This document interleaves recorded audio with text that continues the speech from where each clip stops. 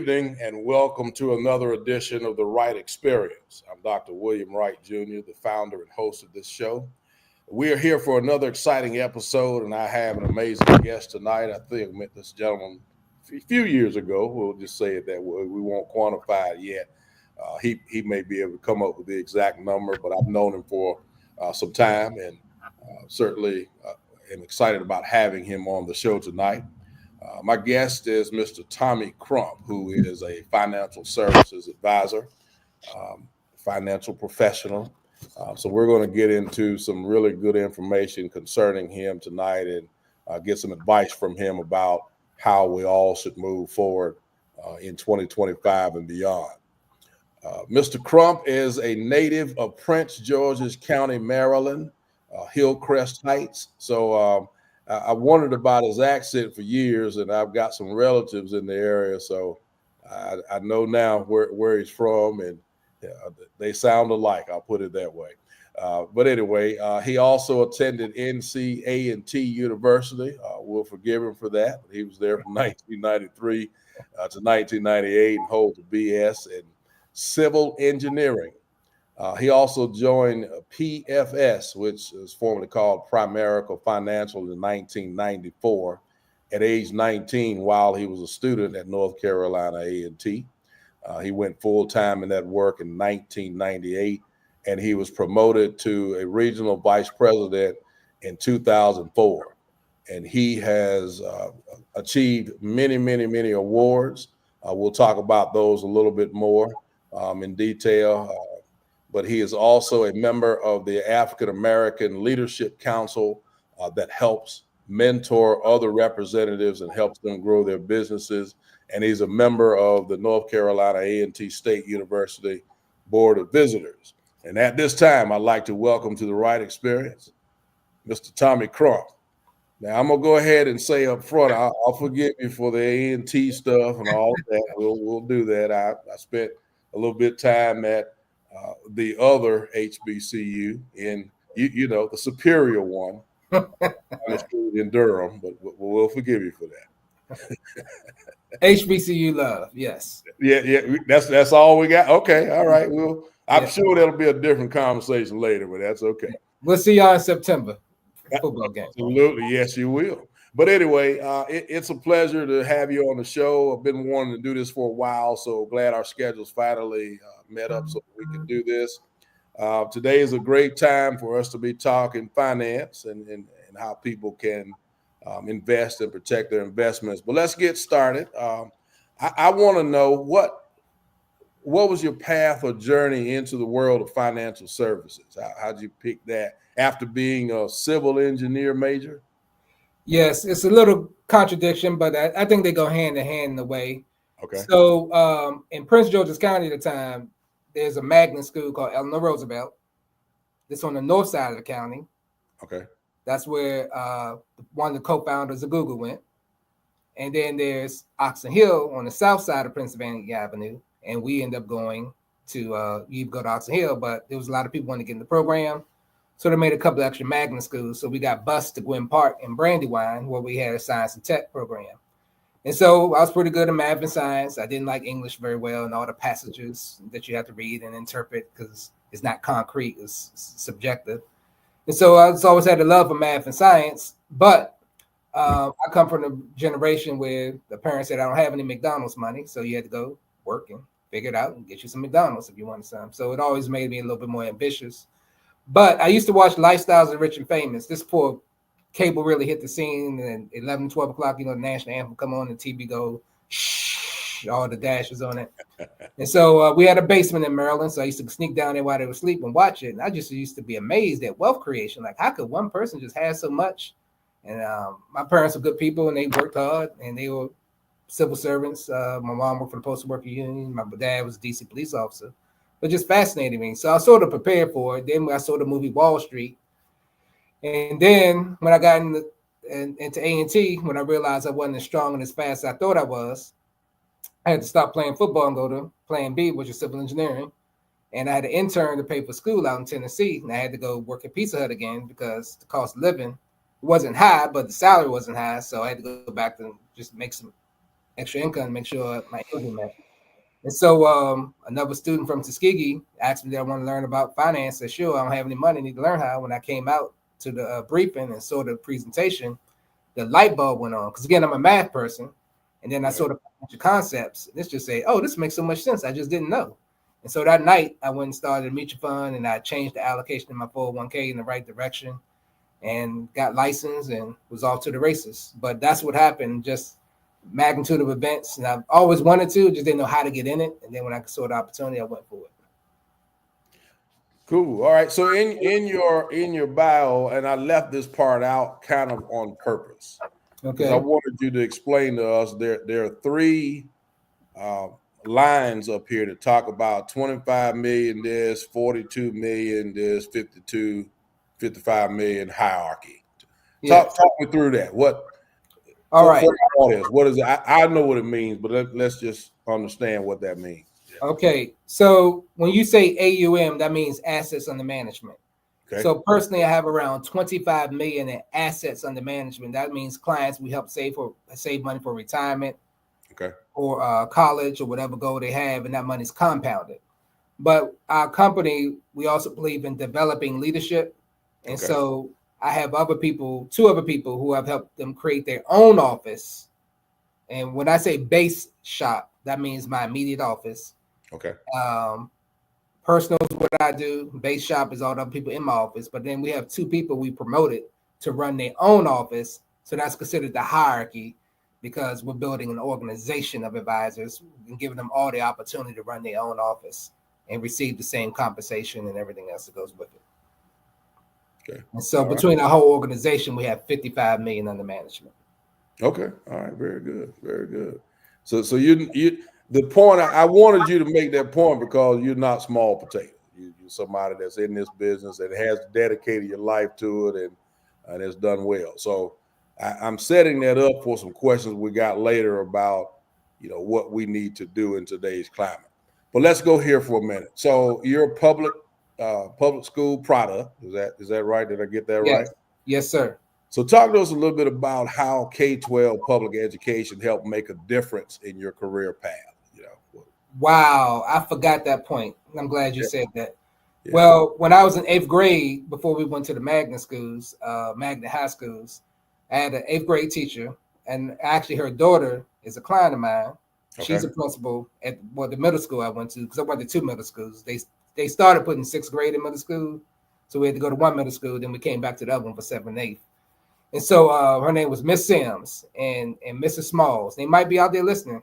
They got a lot of people they taught in education, and they took us at the time. I think I don't know if they allowed it anymore, but they took us to New York and took us to Wall Street. Okay. So that was another thing that happened. It got my eyes open. So the exposure, and just to be quite frank, when I look back at my family, good people, hardworking, but they may not have always the time because you have limited vacation time, and usually that's with family. So they exposed us to the industry and lots of things. And it just got our eyes open, got us ready to receive it, and that we could also do it. So you mentioned such an important thing about nowadays. I keep harping and telling people that exposure to many options is what even today's children need, because they're getting exposure through handheld devices and things of that nature.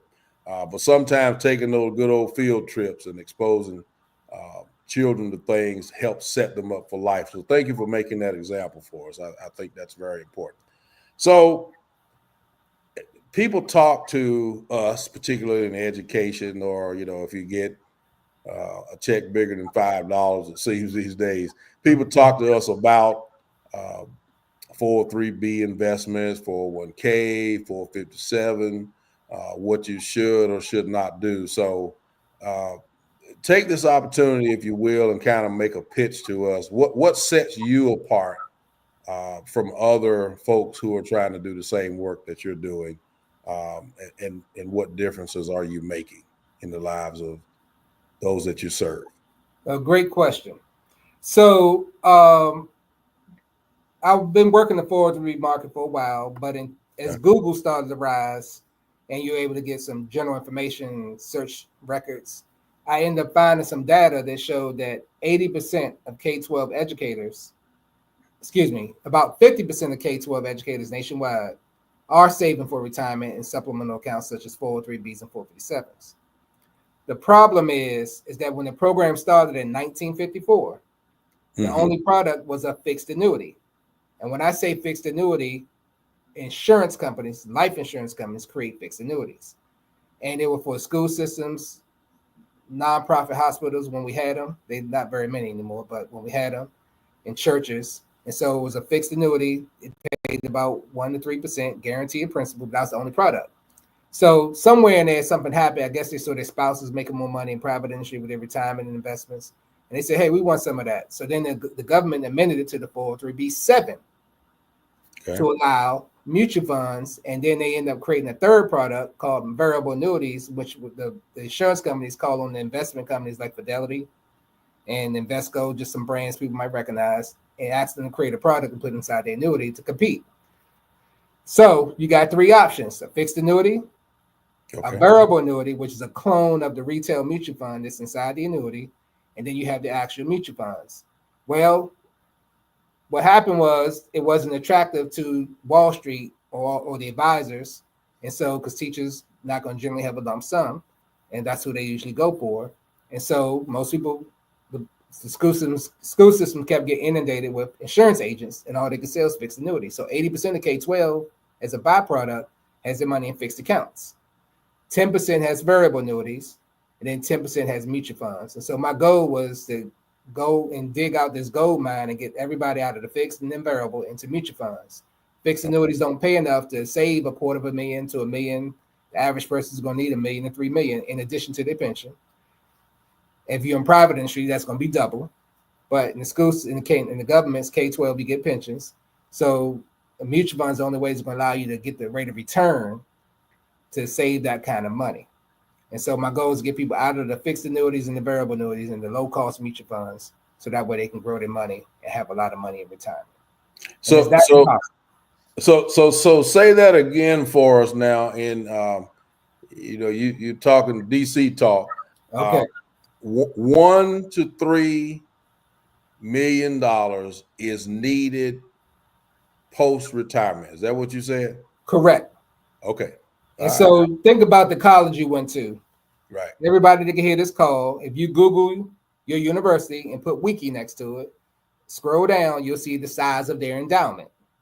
Right. So for example, let's use my alma mater, North Carolina A&T. They have an endowment of about $200 million.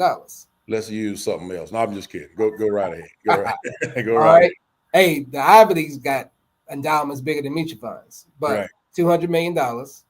So the goal is to get 10 to 12% because it's one company that manages the whole UNC system endowments, and they want to make 10 to 12% and take out 4.5%. Well, we use the exact same formula when we're helping people prepare for retirement. So if you have $500,000, let's use 5%. So you have $500,000 saved in mutual funds, you'll average 10 to 12, and you'll take out 5. That'll give you $25,000 a year, but your balance is averaging 7. Okay. And they've done the studies. It's not a guarantee, but they've done the studies and it's pretty accurate. If you stay around a 4 to 5% withdrawal rate, when you're ready to turn a systematic income off your investments, when you're ready to start the systematic income, you shouldn't run out of money. And actually, your portfolio should still grow, which will give you the ability to get raises in retirement. Because, for example, Texas retirement system, last year they finally got a raise. It's been 15 years since they got a cost of living raise. Wow. And so educators and federal government employees, state employees have the best of both worlds. You may not have explosive income like private industry, but you'll get a pension, plus a portfolio, plus Social Security. You have 3 checks. Right. And that ought to work pretty well, right? Okay. All right. So we hear about this every time we turn on the TV right now about folks' 401ks and things of that nature. So let me kind of set this question up this way, if you don't mind. Sure. In today's climate, people are losing money. They're looking at the balance sheet and it's less than it was, whenever. What advice are you giving to investors, particularly right now, if they are older. I don't know how to say that any other way. If I'm 25 years old, it's a little bit different than if I'm 58 like me. What advice would you give to those folks at this point? All right. The first advice I would give them is sit down with their advisor, Okay. and they can mathematically calculate how much money they need and how close are they to reaching the goal. Okay. All right. Because you might have to live on less based on your situation than your current salary if you want to stop working. But either way, find out what your target is first. Okay. Secondly, buy into the statistics. And that's short for the process.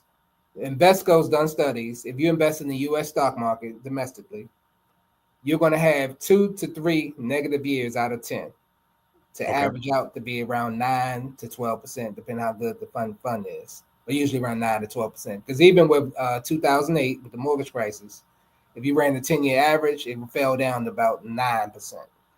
Okay. When you include the 2008 and you look at the next 10 years. So, but if you're ready to live off your money, you want to change your investment style, generally speaking, meaning that with mutual funds, some of them make their money. You make money 3 ways. When they calculate the percentage, it's based on the stock growth inside the portfolio. Secondly, the dividends that they declare as a profit. And then thirdly, they may sell some of those stocks and create what's called capital gains that they distribute back to the shareholders. Well, you want to move to a fund that makes most of their money off dividends and capital gains. So you always have steady money coming in to help replenish the money you're going to take out to live off of. So determine where you are, what your target is, buy into the statistics, and then have your strategy from there. If you need to be in more dividend paying stocks or still in stocks that make their money off the stock price more so than dividends. So I didn't really hear you use the word panic. Don't panic. You are going to panic, but get it out your system and then come back and use logic, which is not easy all the time, but that's what you have to do. Okay. All right. So just remember, the state pensions have been paying out still. It's all based on the market. But also, the first mutual fund that ever started was Massachusetts Financial Services in Boston, Massachusetts. And that mutual fund started in 1924. So now it's 100 years of the first mutual fund. That was average 10%.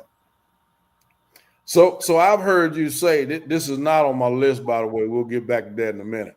I've heard you say ever since I've known you that mutual funds are the way to go. Is that still the case? For retirement planning, because it's diversified. Okay. And in college planning. Okay. Right. Now, outside of that, if you want to build some other wealth, you can use individual stocks. I professionally don't have the license to do that. Okay. But we deal mostly with managed money, mutual funds, managed accounts, variable annuities.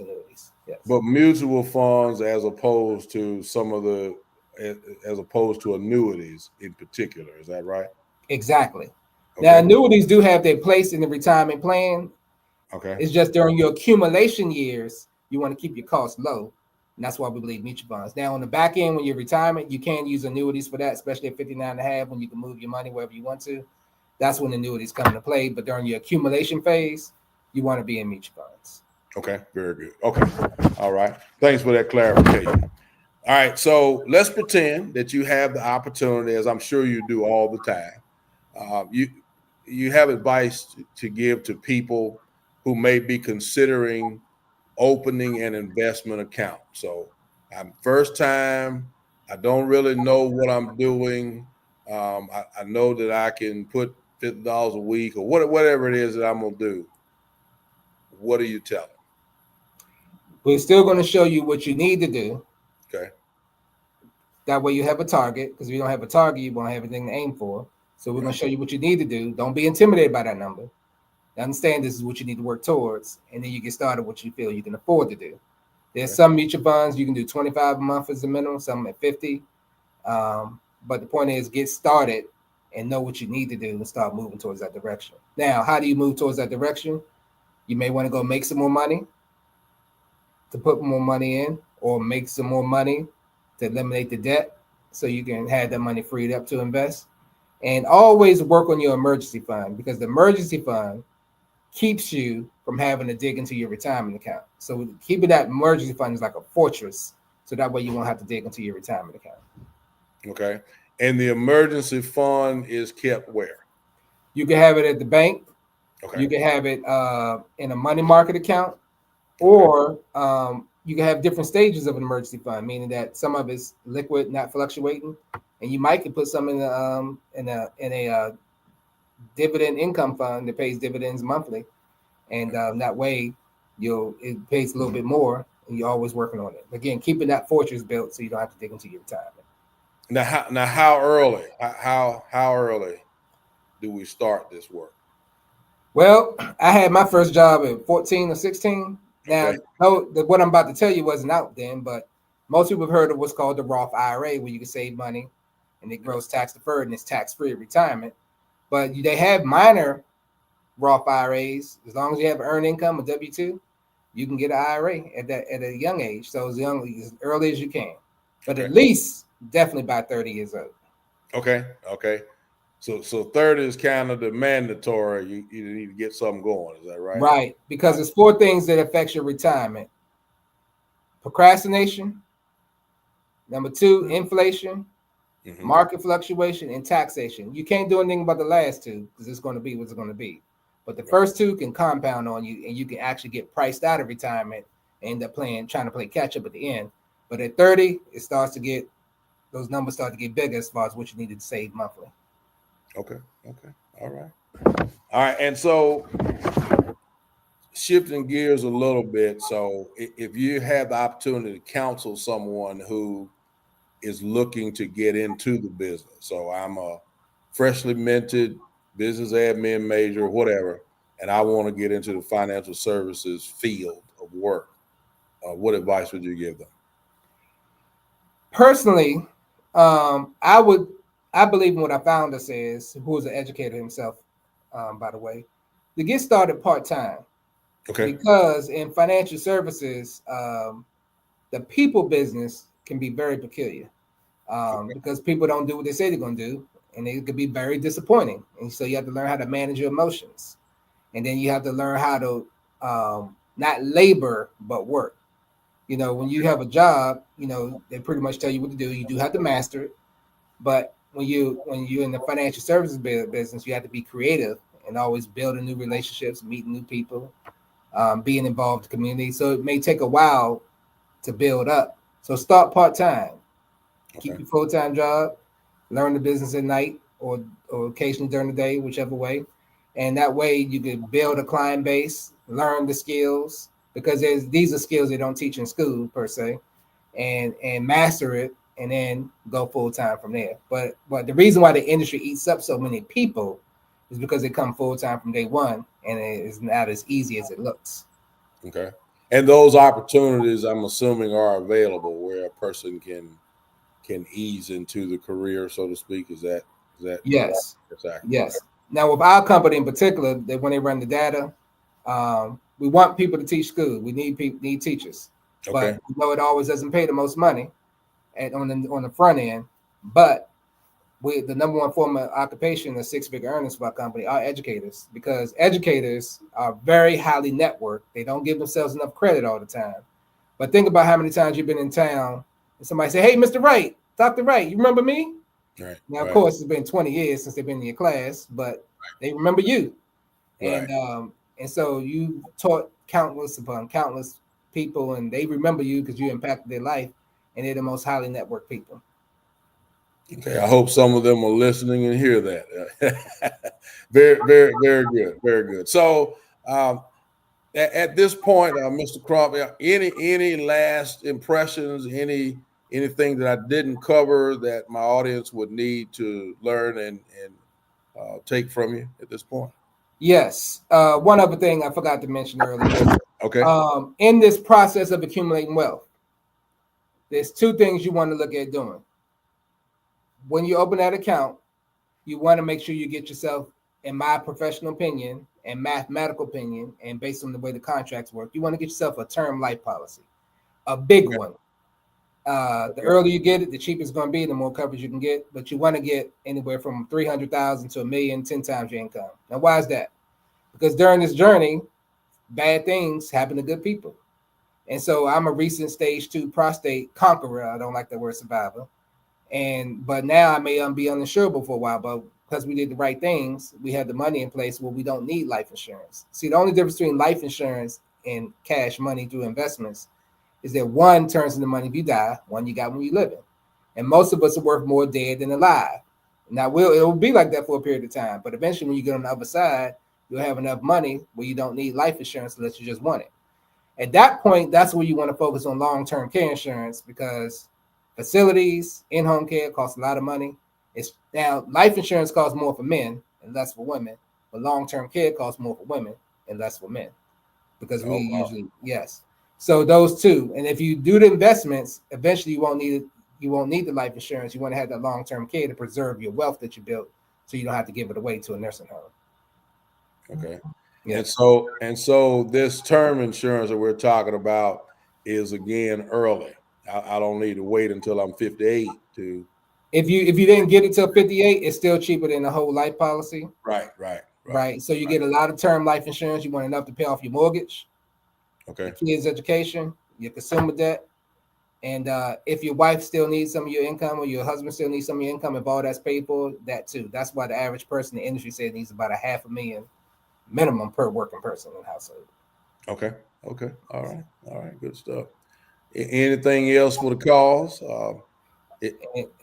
Forgot one last thing. Okay. Save for your children's education, just like you save for retirement. The day they born, start saving in today's economy to pay for tomorrow's state college costs, not private. I say about $150 a month. Put that into your budget.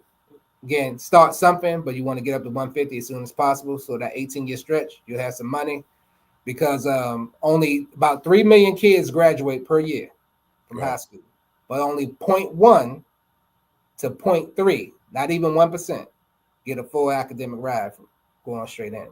So parents are going to have to put out something. And being on the board of business at A&T, I'm going to get that statistic for you.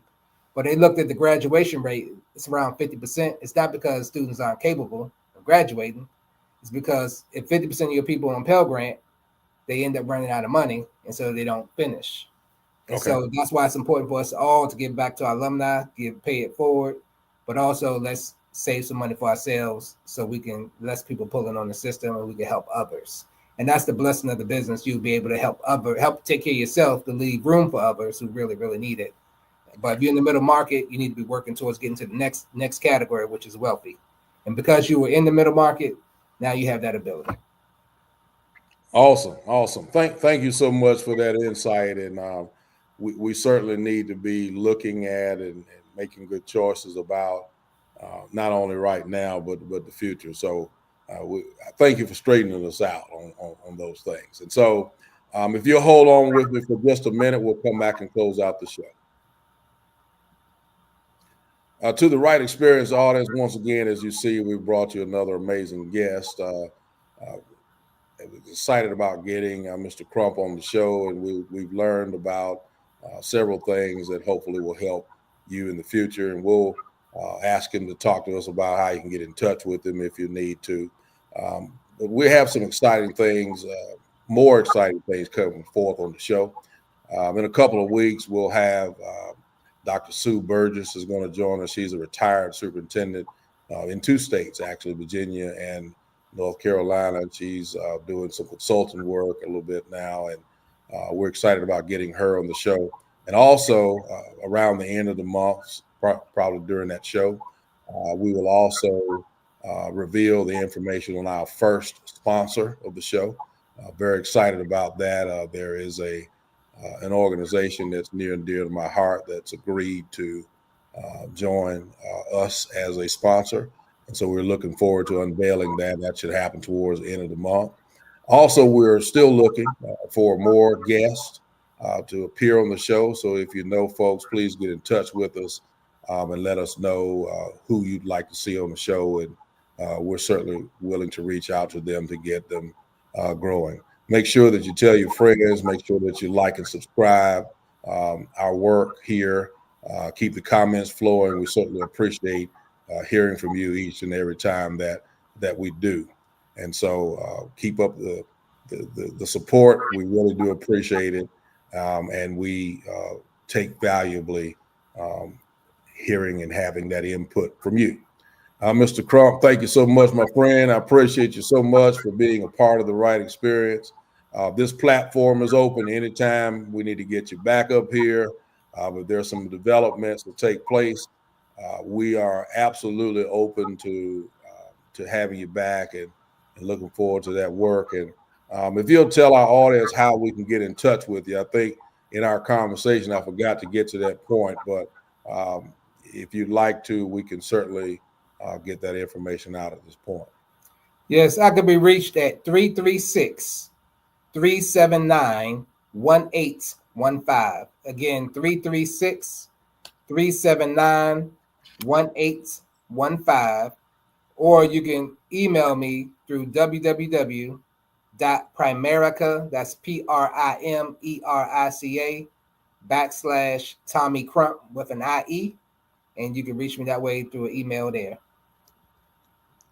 All right, we're gonna see if we got it right. Yeah, hold on just one second. All right. Let's see if we. All right, how about that? Is that right? It's beautiful and perfect. Yes. Okay. Sir. All right. Very good. So there we go. And so thank you for that. And please reach out to him should you need further advice from him. To the Wright Experience audience, I want to thank you once again for being a part of what we're trying to do here. And thank you for your support and time. Good evening. Thank you, Dr. Wright. Yes, sir.